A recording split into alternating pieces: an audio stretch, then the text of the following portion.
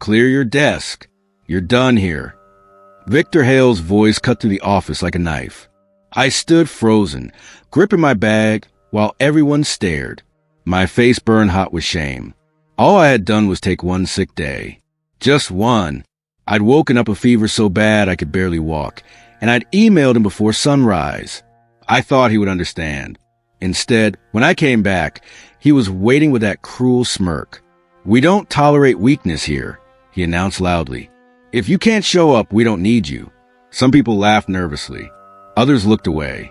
I wanted to scream, to defend myself, but my throat was tight. I nodded once, picked up my coffee mug and photo frame, and walked toward the glass doors. My hands shook, but I kept my head up. As the door closed behind me, something inside me shifted. Victor thought firing me was the end. He believed the company would run fine without me. He had no idea what he'd just done. I was the only person who truly understood how our payment system worked. Every vendor relationship, every approval code, every emergency backup. I had built it all. Victor thought I was gone. But really, his nightmare was just beginning. Walking home felt surreal. The sun was too bright. Cars passed too quickly. Everything felt wrong. For 12 years, I had managed vendor payments at Crestline Industries. It wasn't exciting work, but it mattered. Behind my spreadsheets and approval forms was a complex machine that kept the company running. Victor never understood that. He called my detailed checklist paranoid nonsense. He mocked the binders I kept on my desk. But those systems protected the company from disasters he couldn't even imagine. I had never trained anyone else. Not because I was selfish, but because nobody ever asked. They assumed the work was simple, just clicking buttons and sending emails. They were so wrong. That night, I sat in my apartment staring at my laptop. Inside were files containing every process, every vendor contact, every hidden detail of the system I'd built over 12 years. Victor believed firing me for one sick day made him look strong. He wanted to show everyone that nobody was indispensable. Soon, he would learn the truth. The company didn't just need me. It couldn't survive without me. I just had to wait and watch it all fall apart. The first crack appeared within days. My phone buzzed on Thursday morning. A text from Marcus, my old desk mate. "Hey, Alex. Weird question. Do you know why vendor payments are stuck?" I stared at the message. Of course I knew why. The system had an automatic hold every Thursday that required manual override. I had been the only person authorized to release it. Without that step, payments froze. Vendors wouldn't get paid. Questions would start flooding in. I didn't respond to Marcus. I silenced my phone and made tea. By Friday afternoon, my phone was buzzing constantly. Messages from coworkers, confused and panicking. Payments still frozen. Victor is freaking out. Do you know what's happening? I watched the messages pile up and felt oddly calm. Victor had humiliated me in front of everyone. Now he was about to discover what I actually did every day. That evening, my roommate asked why I was smiling. "Just remembering something funny," I said. But it wasn't funny. It was justice. Victor had pulled the wrong thread, and now his carefully managed world was starting to unravel. I wondered how long it would take him to realize. By the second week, chaos had spread through Crestline like wildfire. Marcus texted me again. "Alex, seriously? Vendors are threatening to sue. Victor looks like he hasn't slept in days. What's going on?" I could picture Victor in his glass office, tie loosened, staring at screens he didn't understand. He probably tried to fix things himself at first, too proud to admit he needed help. But my system wasn't simple. It had layers, approval codes that changed weekly, vendor-specific protocols, compliance requirements that varied by contract type, without knowing the logic behind it. Anyone trying to fix it would just make things worse. I heard through Marcus that they brought in the IT department. That made me smile. IT could handle technical problems, but this wasn't technical. It was structural, built on relationships and processes that existed only in my head and my carefully organized files. Files that were now sitting safely on my personal laptop at home. I spent my days reading, taking walks, enjoying the freedom of not rushing to work. Meanwhile, Victor's perfect reputation was crumbling. The board must have been furious. I didn't gloat. I didn't celebrate. I just waited, because I knew the call would come eventually. Desperate men always make desperate calls. The call came on a Tuesday afternoon, exactly 4 weeks after he fired me. Unknown number. I let it ring 3 times before answering. Hello. Silence. Then breathing. Then a voice I recognized, but had never heard sound so small. Alex. It's Victor. I walked to my window, looking out at the street below.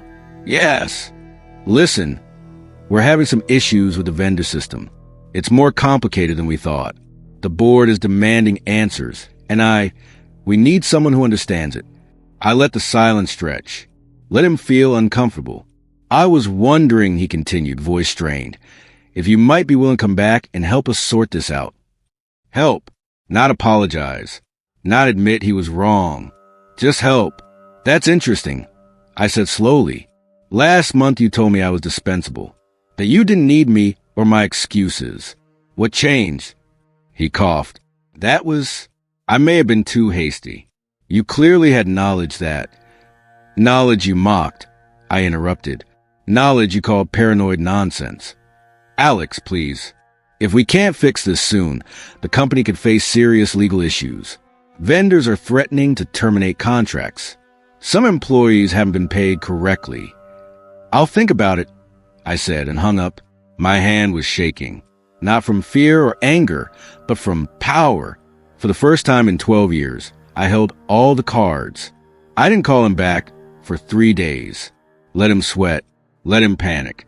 Let him feel what I felt when he fired me in front of everyone. When I finally called, he answered before the first ring finished. Alex, thank God. Look, I know things ended badly, but we really need... I'll help, I said, cutting him off, but not as your employee. Silence. What do you mean? I mean I'll work as an independent consultant. My rate is $300 per hour, minimum 20 hours per week. Contract basis. I work from home except when absolutely necessary. And Victor? Yes. You announced to the entire office that you made a mistake firing me. Publicly. The way you publicly humiliated me. I could hear him breathing heavily. Alex, the board will never approve those rates. Then explain to the board why vendor lawsuits will cost millions while my consulting fees are pocket change. Your choice. More silence. Then quietly, I'll make it work. Good. Email me the contract by Friday. Until then, the system stays broken. I hung up feeling something I hadn't felt in years. Completely in control. The contract arrived Thursday night. I read every line carefully, made 3 changes, and sent it back. By Friday morning, it was signed. Marcus texted me. You're coming back? As a consultant? Victor looks miserable. I didn't respond, but I smiled. Monday morning, I walked into Crestline wearing jeans and a comfortable sweater. Not the business clothes I used to wear. I was a consultant now, not an employee. I could dress however I wanted. The office went silent when I entered. Whispers rippled through the cubicles. Some people smiled at me. Others looked confused. Victor stood near the conference room, pale and tired looking. He cleared his throat. Everyone, I need to make an announcement. When I let Alex go last month, I made a serious error in judgment. He possesses institutional knowledge that's critical to our operations. I failed to recognize his value, and I apologize for that. The words sounded like they hurt him physically. Good. I nodded politely. Thank you, Victor. Now let's fix this mess. I walked to the conference room and opened my laptop. When I projected my screen, showing a cascade of frozen payments and misapprovals, several people gasped. This, I said calmly, is what happens when you remove someone without understanding what they do. Let's get to work. Fixing the damage took weeks of intense work. Every day revealed new problems. Payments that went to wrong accounts, vendors who had canceled contracts, compliance violations that could trigger audits. But I wasn't stressed. I was in my element, methodically untangling the knots. And this time, people watched. They saw the complexity. They understood Finally, what I had been managing alone for years. The board started attending my progress meetings. They asked questions, took notes, and looked at me with something that felt like respect. Victor attended too, but he barely spoke. He sat in the corner, watching his authority dissolve. One afternoon, the company president, Mr. Caldwell, stopped me in the hall. "Alex, I've reviewed your contract. After we stabilize things, I want to discuss a permanent position. We clearly can't afford to lose you again." I smiled politely. "We'll see." I wasn't ready to commit. For now, I was enjoying the freedom of consulting, the power of being needed but not owned. Meanwhile, Victor grew quieter each day. He still had his title, but everyone knew who actually ran things now. The invisible worker had become visible, and nothing would ever be the same. By week 3, the worst problems were solved. Vendors were paid, contracts were restored, and the panic had subsided. But I didn't stop there. I documented everything, created training manuals, process guides, and backup systems. If I ever left again, the company wouldn't collapse. During one training session, a junior analyst named Brian asked, "How did you remember all this without writing it down?"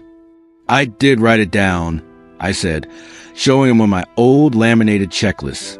"This is from 3 years ago, but nobody ever looked at them." He studied it carefully. "This is brilliant. Every step is explained. Why didn't anyone use these?" I glanced at Victor, who was pretending to check his phone. They thought checklists were unnecessary, that smart people didn't need them. Brian shook his head.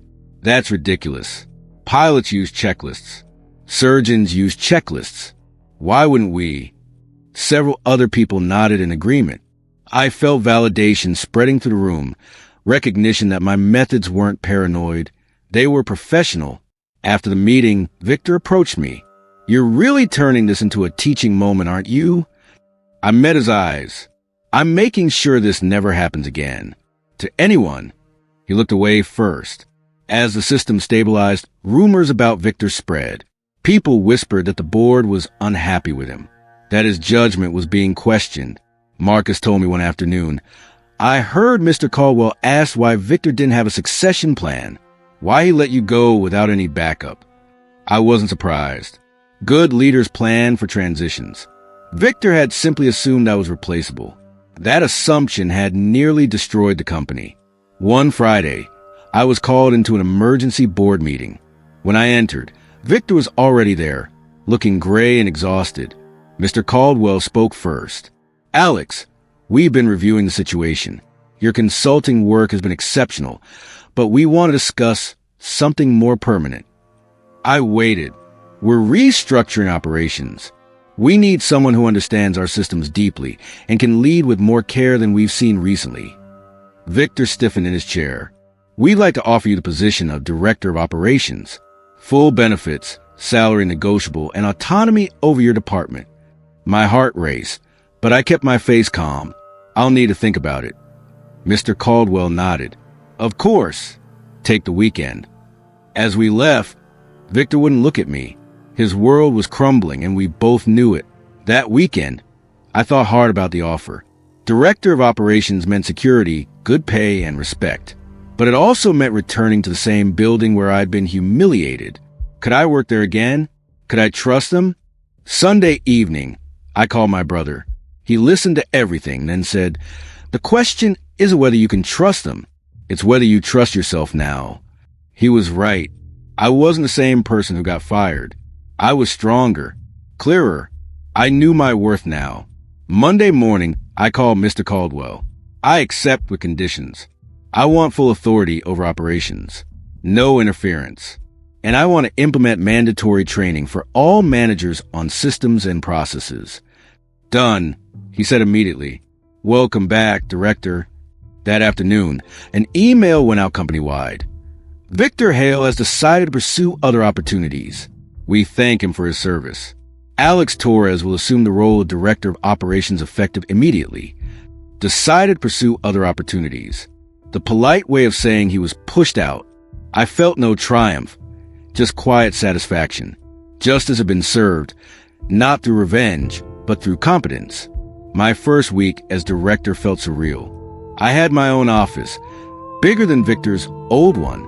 My suggestions became policy. People listened when I spoke. But I didn't let it go to my head. I remember what it felt like to be ignored, dismissed, treated as invisible. I made changes immediately. Junior staff got raises. Training programs expanded. Every process was documented, so no single person held all the knowledge. Brian, the analyst who had admired my checklists, became my assistant. He was sharp, eager to learn, and treated systems work with respect. "I can't believe Victor thought this was simple," he said one day, reviewing a vendor contract. "There are like 50 variables here." He never looked closely enough, I said. He just assumed clicking buttons was easy. He shook his head. His loss, our gain. Other departments started asking for my help. Supply chain, payroll, even HR. My methods were spreading, transforming how the company operated. I wasn't just fixing what Victor broke. I was building something better. 3 months into my new role, I ran into Victor at a coffee shop downtown. He looked different, thinner, tired, wearing a cheap suit instead of his usual expensive ones. He saw me and froze. For a moment, neither of us spoke. Then he said quietly, "You got everything you wanted." I considered his words. "I got what I earned.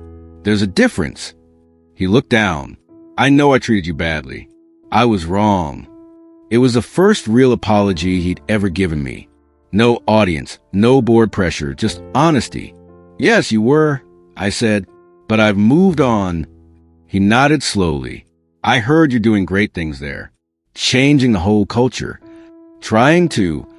We stood in awkward silence. Then he said, "For what it's worth, I'm sorry." Really, I believed him. Pain has a way of teaching lessons that success never does. "Take care of yourself, Victor," I said and walked away. I didn't hate him anymore. I simply didn't think about him much at all. 6 months after becoming director, Mr. Caldwell called me to his office. "Alex, I wanted you to see something." He turned his screen toward me. Employee satisfaction scores. Highest they've been in 8 years. I studied the chart. Across every department, people reported feeling valued, supported, and heard. "You did this," Mr. Caldwell said, "by changing how we treat institutional knowledge and the people who carry it." I felt pride swelling in my chest. It wasn't just me. It was treating people like they matter. He nodded. "The board wants to expand your role. We're thinking VP of operations." I smiled. "Let's talk about it." After the meeting, I walked through the office. People greeted me warmly. Desks had laminated checklists, my system spreading organically. Junior staff approached me with questions without fear. This was what good leadership looked like. Not barking orders or firing people for being human, but building systems that helped everyone succeed. Victor had ruled through intimidation. I led through respect. The difference showed in every metric that mattered. 1 year after being fired, I stood in front of the entire company at our annual meeting. Last year, I was fired for taking a sick day. 1 day. And that decision almost destroyed this company. People shifted uncomfortably. Everyone knew the story, but hearing it stated plainly still shocked them. I'm not sharing this to embarrass anyone or celebrate revenge. I'm sharing it because it taught us something vital. Invisible work isn't small work. The people who keep things running behind the scenes aren't disposable. They're essential. Nods around the room. We've spent this year changing our culture, valuing processes, training backups, respecting every role. And look at our results. I showed slides. Profits up, turnover down, client satisfaction soaring. This is what happens when you treat people like they matter. When you see the work, not just a worker. The room erupted in applause. I saw Brian wiping his eyes, Marcus grinning. Even Mr. Caldwell looked emotional. After the presentation, people lined up to thank me, to share their own stories of feeling unseen and now feeling valued. I realized then I hadn't just saved myself. I'd helped save dozens of others too. These days, I rarely think about that horrible morning when Victor fired me. When I do, it feels distant, like something that happened to a different person. Because in a way, it did. That Alex was uncertain, quiet, willing to be invisible. This Alex knows his worth. Speaks up, demands respect. I still keep checklists. They're still laminated, still detailed. But now people understand them. They see them as tools of excellence, not signs of weakness. My office has a framed copy of my very first checklist from 12 years ago. Brian had it mounted as a gift. History, he called it. I look at it sometimes and remember the man who made it, someone who cared deeply about getting things right even when nobody noticed. He deserved better than Victor gave him. I'm glad I fought for him. Last month, I spoke at a management conference about systems thinking and institutional knowledge. The room was packed. During Q&A, someone asked, "What would you tell your former boss if you could?" I thought carefully. I'd tell him that strength isn't loudness, that firing someone doesn't make you powerful. It just reveals whether you actually understood what they did. Do you regret how things happened? No, I said honestly. Getting fired was the best thing that could have happened to me. It forced me to see my own value and fight for it. The audience applauded. After the session, dozens of people approached me with similar stories, being overlooked, dismissed, treated as replaceable. "What did you do?" they asked. I documented my worth. I said, then I demanded they recognize it. And when they wouldn't, I let the consequences teach them. Sometimes the best revenge isn't dramatic. It's simply letting the truth reveal itself. I still consult occasionally, helping other companies build better systems. But my heart is at Crestline, finishing what I started. We're not perfect. We still have problems, conflicts, tough days. But we're better, more honest, more human. People take sick days now without fear. Junior staff get training and recognition. Processes are documented and shared. And when someone leaves, we thank them properly, honor their contributions, make sure their knowledge doesn't vanish with them. Because we learned the hard way, every person matters. Every role is important. Every detail counts. Victor taught me that lesson by doing everything wrong. I'm grateful for it now, though it didn't feel that way at the time. Sometimes new employees ask me about the story. Is it true you were fired for being sick? Yes, I say simply. And you became director after he fired you? Eventually, but it wasn't magic. I had built something valuable over 12 years. When they removed me, they realized what they'd lost. What should we learn from that? I smile, that your work matters even when it's invisible, especially when it's invisible. Document it, value it, speak up for it. Don't wait for someone else to recognize your worth. They nod thoughtfully, and I hope they absorb it. Hope they never feel as small as I once did. My brother visited last week. We sat on my balcony, drinking beer and watching the city lights. "Remember when you got fired?" he asked. "You were devastated." I admitted, "Look at you now. Director, respected, happy." I considered that. I am happy, not because of the title, but because I finally stood up for myself. He raised his glass. To sick days, and to Victor's stupidity. We laughed until our sides hurt. Later, alone, I thought about Victor. I hoped he'd found something better, learned from his mistakes. Not for his sake, for the sake of whoever worked for him next. I've started mentoring young professionals, especially men who seem uncertain of their value. I see myself in them, competent but quiet, skilled but unseen. Your work speaks for itself, I tell them. But sometimes you have to speak for your work too. Don't be silent. Don't be invisible by choice. One young guy asked, "What if they fire me for speaking up?" Then you'll know they didn't deserve you, and you'll find somewhere that does. It's advice I wish someone had given me years ago. Maybe it would have saved me pain. Or maybe I needed the pain to learn the lesson. Either way, I'm passing it forward now. Last week, I received a LinkedIn message from someone at Victor's new company. "Is it true you worked under Victor Hale? Can you share your experience?" I thought about it carefully. I could hurt him, destroy any chance he had at rebuilding his career. But I didn't. Instead, I wrote, "Victor and I had professional differences. I'd recommend clear communication about expectations and valuing all team members' contributions. Diplomatic, honest, fair, because revenge isn't endless. At some point, you have to let go and move forward. I'd won.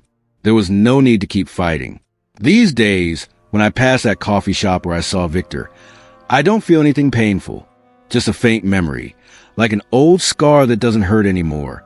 I built something good at Crestline, something lasting.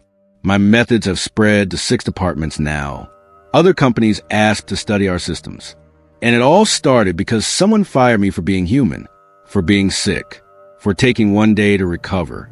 Victor meant to punish me. Instead, he freed me to become who I was always meant to be, not invisible, not quiet, not dispensable.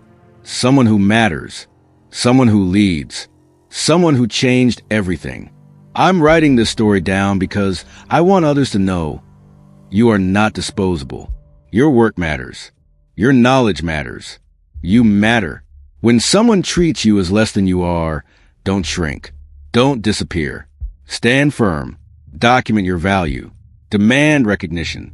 And if they still can't see it, let them face the consequences of their blindness. The system I built kept Crestline alive. But more importantly, the strength I found kept me alive, not physically, but spiritually. It gave me back my voice, my confidence, my power. Victor tried to silence me with shame. Instead, he gave me a reason to roar. Looking back now, the whole story feels almost impossible. Fired for a sick day, begged to return 1 month later, eventually becoming director and transforming the entire company. But it happened. Every word is true. And the lesson remains, never let anyone else define your worth. You know what you bring. You know what you've built. Stand firm in that knowledge. My old checklists still hang throughout the office. Reminders that details matter. That invisible work is powerful work. That the people who keep the lights on deserve recognition. I keep one checklist on my desk at home too. When doubt creeps in, and sometimes it still does, I look at it and remember, I built something that mattered. Something that saved a company when it nearly collapsed. Something that changed lives, including my own. Victor thought firing me was an ending, but really it was my beginning. The moment I stopped being invisible and started being unstoppable. And every single day since then has proven one thing. I was never a problem. I was always a solution.